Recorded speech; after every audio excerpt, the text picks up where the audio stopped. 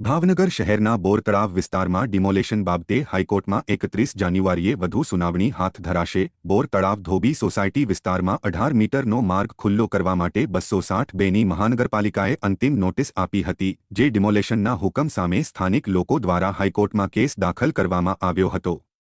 અગાઉ 24 જાન્યુઆરી બાદ હવે 31 જાન્યુઆરીએ હાઈકોર્ટમાં 71 મકાન મામલે ડિમોલેશનનો નિર્ણય આવી શકે છે। જો કે ડિમોલેશન મામલે સિટી મામલતદાર દ્વારા હાઈકોર્ટમાં એફિડેવિટ રજૂ કરવામાં આવેલ છે, જેમાં સરકારી માલિકીની જગ્યા હોવાનું જણાવ્યું છે। ત્યારે જોવાનું એ રહ્યું કે 31 જાન્યુઆરીએ હાઈકોર્ટમાં શું નિર્ણય આવે છે।